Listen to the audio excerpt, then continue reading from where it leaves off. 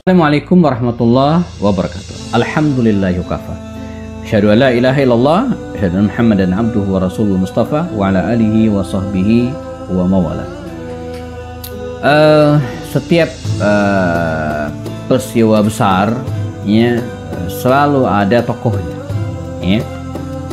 Kalau dalam perang Uhud tokohnya Hamzah bin Abdul Muttalib radhiyallahu anhu. Dalam perang Khaybar ada Ali bin Abi Thalib radhiyallahu anhu. Dia yang memegang liwa ya. Dalam perang Mu'tah ya, setelah syahidnya 3 sahabat Rasulullah yaitu Zaid bin Haritha, Ja'far bin Abi Thalib dan Abdullah bin Rawaha, maka ada tokohnya yaitu Khalid ibn Walid ya. Perang Badar juga demikian, ada tokohnya. Tokohnya adalah ya Ubaidah ibn Harith ya, Ubaidah ibn Harith, pahlawan Badar yang sebenarnya. Nah, mengapa Ubaidah bin Harith ini disebut sebagai tokoh perang Badar? Kita akan bahas bersama-sama ya. Ubaidah bin Harith, kalau kita runut silsilahnya, dia adalah Ubaidah bin Harith bin Abdul Muttalib bin Hashim bin Abdul Manaf. Dari penggalan nasab ini, silsilah ini, kita sudah tahu hubungan dengan Rasulullah. Ubaidah bin Haris bin Abdul Muttalib bin Hashim bin Abdi Manaf ya. Abdul Muttalib ya, melahirkan 16 anak. Demikian dalam penuturan Ibnu Hisham. Di antara anaknya itu ada yang namanya Abdullah, ayahanda Rasul, dan ada namanya Harith, ayah dari Ubaidah. Nah, jadi dia adalah sepupu Rasul Shallallahu Alaihi Wasallam yang usianya terpaut lebih tua dari Rasul sekitar 10 tahun ya, 10 tahun lebih tua dari Rasul. Walaupun usia mereka terpaut jauh, namun Ubaidah bin Harith sejak kecil Rasulullah sangat dekat dengan Rasul SAW ya, bermain bersama, berbisnis bersama, sangat dekat. Dan ini yang kemudian membuatnya termasuk orang yang pertama kali masuk Islam ketika Nabi menyampaikan dakwahnya. Walaupun di antara keluarga Rasulullah sendiri masih terbagi waktu itu, ada yang mendukung tapi tidak masuk Islam, ada yang mendukung dan masuk Islam, dan ada yang tidak mendukung sama sekali. Ubaidah bin Haris termasuk orang yang pertama-tama mendukung dakwah Rasulullah bersama dengan para sahabat Nabi yang mulia yang lainnya. Ada Abu Bakar Siddiq, ada Abu Salamah, ada Bilal bin Rabah dan yang lainnya. Huwa minas sabiqin al-awwalina fil Islam ya. Karena itu menjadi pelajaran bagi kita hari ini bahwa masa kecil seseorang itu ya, masa kecil seseorang itu sangat berpengaruh pada dewasanya. Pergaulannya di masa kecil itu akan memberikan peran yang sangat besar ketika dia dewasa untuk memilih mana yang benar, memilah mana yang salah, dan seterusnya. Itu tergantung pada pergaulannya di masa kecilnya. Ubaidah bin Haris memeluk Islam ya, pada awal-awal dakwah Rasul SAW, sehingga dia pun ya mengalami siksaan, cobaan, ujian, dan hal-hal yang dialami oleh para sahabat Nabi yang lainnya, walaupun dia termasuk orang dekat Rasulullah. Sampai kemudian Allah Subhanahu wa taala ya memberikan instruksi, perintah, dan mengizinkan kepada kaum muslimin ya untuk hijrah ke Madinah Al-Munawwarah. Maka ya para sahabat Nabi pun berhijrah, berbondong-bondong mereka hijrah sesuai dengan kemampuan mereka masing-masing. Jadi hijrahnya Rasulullah dan kaum muslimin itu ya tidak sama. Ada yang jalan kaki, ada yang naik unta, ada yang naik kuda, ya, ada yang siang hari, malam hari. Dan instruksinya hijrah. Soal caranya, kapan waktunya, ya, diserahkan kepada kondisi masing-masing. Ubaidah bin Haris termasuk orang-orang yang di awal-awal hijrah bersama Rasul SAW. Dan kita tahu di antara program Rasulullah ketika berada di Madinah Al-Munawwarah, selain membangun masjid, membangun kekuatan sosial dengan menyatukan kaum muslimin lewat persaudaraan Islam, membuat piagam Madinah, membangun ekonomi. Jangan lupa Nabi juga termasuk yang membangun angkatan perang. Ya, sebelum perang Badar berkecamuk ada satuan-satuan perang yang dibentuk oleh Rasulullah. Paling tidak ada 8 angkatan perang yang dibentuk oleh Rasul SAW. Tujuannya untuk membangkitkan ruhul jihad, yang menanamkan ruhul askari, pendidikan militer dalam diri para sahabat. Makanya hari ini kita bukan haus perang, bukan pengen berantem, tapi pendidikan militer kepada anak-anak itu penting kita tanamkan sejak dini. ya, latihan mana, latihan berkuda, ya, mengendarai mobil, ya, menyupir mobil. Kalau dulu mungkin di masa Rasulullah diajarkan mengendarkan kuda, hari ini anak juga dia harus diajarkan, ya, menyupir mobil kalau bahasa saya gitu ya. Di mana ketika usia sudah masuk 17 tahun ke atas udah bikin bisa surat izin mengemudi gitu ya. Ini penting. Ini bagian dari tarbiyah jasadiyah, pendidikan fisik, ya, bagi seorang anak. Nah, Rasulullah membentuk satuan-satuan perang itu. Di antaranya ada satuan perang, ya, yang berjumlah sekitar 60 orang. Ya, dibentuk oleh Rasul ada 60 orang. Dan ini macam-macam. Ada yang 200, ada yang 300, ada yang 80, ada yang 60. Nah, ini 60 orang. Yang lainnya ada yang dipimpin langsung oleh Nabi, ya, ada yang dipimpin oleh para sahabat. Nah, 60 orang ini dibariskan oleh Rasul, dibentuk oleh Rasul, dan ditunjuk panglimanya Ubaidah bin Haris.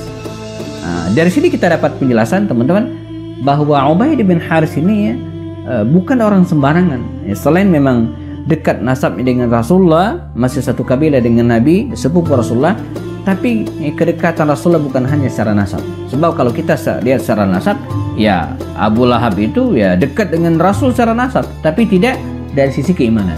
Nah, Ubaidah bin Haris ini dekat secara nasab dengan Rasulullah dan juga dengan keimanan.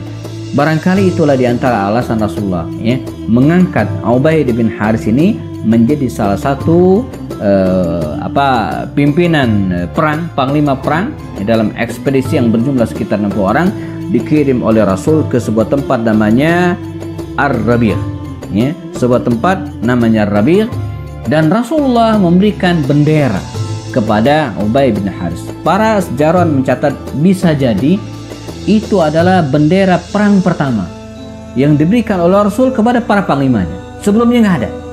Nih, maka mungkin kalau kita bikin teka-teki sirah, misalnya ada pertanyaan, siapakah yang pertama kali memegang bendera yang diberikan oleh Rasul? Maka jawabannya adalah Ubaidah ibn Haris, sahabat Nabi ini, ya. Nah, bagaimana akhirnya? Apakah dia berhasil dalam ekspedisi yang dibentuk oleh Rasul tersebut? Kita akan bahas. Ibn Haris, ya, sahabat Rasulullah, sepupu Rasulullah, orang dekat Rasulullah. Ketika tiba di Madinah, beliau mengangkat beberapa panglimanya, di antaranya Ubaidah bin Haris. Ya, sampaikan di awal, ada mengatakan bendera perang yang diberikan oleh Rasul kepada para sahabat pertama kali adalah Ubaidah bin Haris. Walaupun ada mengatakan kepada Hamzah, karena Hamzah juga diangkat menjadi panglima waktu itu. Tapi yang pasti, mungkin kalimatnya bisa disebut di antara orang yang pertama kali, ya, memegang bendera yang dibentuk oleh Rasul, diserahkan kepada Nabi adalah Ubaidah bin Haris. Dan dalam misinya ke Rabi' tersebut dia berhasil menghalau musuh jamaah, ya, dan berhasil menguasai daerah Rabi' yang hari ini mungkin kalau kita lihat berada di daerah pantai begitu kira-kira, ya, antara kota Makkah dan kota Madinah Al-Munawwarah. Dan puncaknya jamaah ketika Rasulullah SAW, ya, ingin diserang oleh tokoh-tokoh Quraisy dan bertemulah mereka di Medan Badar, dan kemudian terjadilah perang Badar di bulan Ramadan tahun ke-2 Hijriah. Ubaidah bin Haris ikut serta di antara 313 sahabat Nabi tersebut, ya, mencegah, ya, atau kemudian melawan orang-orang kafir Quraisy yang dipimpin oleh Abu Jahal. Kita ingat riwayat bagaimana awal peperangan itu. Jadi kisahkan kedua pasukan sudah berhadapan-hadapan, 313 kaum muslimin dan sebanyak 1000 lebih kafir Quraisy. Dari kafir Quraisy majulah 3 orang. Mereka adalah Utbah bin Rabi'ah, Syaibah bin Rabi'ah, dan kemudian Walid bin Utbah. Mereka bertiga maju dan menantang kaum muslimin. Pada awalnya Rasulullah, ya, menunjuk 3 orang Ansor, tapi ditolak oleh Utbah bin Rabi'ah dan kawan-kawan. Keluarkan, ya, orang-orangmu ya Muhammad dari kabilahmu. Maka Rasulullah menunjuk 3 orang. Siapa di antara mereka itu adalah Ubaidah bin Haris ini menghadapi Utbah bin Rabi'ah, lalu kemudian Hamzah bin Abdul Thalib menghadapi Syaibah, dan Ali bin Abi Thalib menghadapi Walid. Terjadilah duel 1 lawan 1, dan qadarullah Ubaidah bin Haris ini jamaah, ya, berhasil dilukai kakinya oleh Utbah bin Rabi'ah, dan darah mengucur deras dari lukanya. Dia kemudian diselamatkan ke belakang, digantikan oleh Hamzah dan kemudian terjadi pertarungan. Pada akhirnya Hamzah dan Ali berhasil mengalahkan 3 lawannya ini ya, dan sementara kaum muslimin ya kehilangan ya Ubaid bin Haris ya.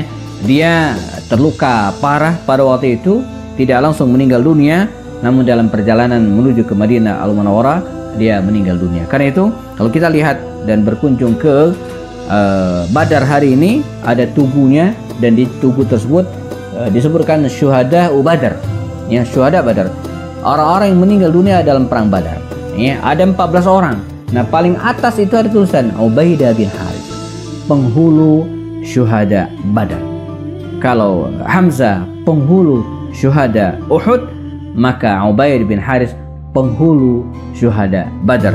Dia meninggal dunia janakumullah di sebuah tempat yang hari ini ya dikenal dengan ada namanya ya. Jadi Nabi pernah melakukan perjalanan di suatu saat dan mereka beristirahat di sebuah tempat namanya Nazilah, tempat Nazilah, dan para sahabat berkata, ini jauh setelah peristiwa terjadi ya, sungguh kami mencium minyak kasturi ya Rasulullah. Maka Nabi mengatakan, wa ma yamna'ukum, tidak ada yang melarang ya, wa hahuna qabru Abi Muawiyah, karena di sekitar sini ada makam Abu Muawiyah. Siapa Abu Muawiyah?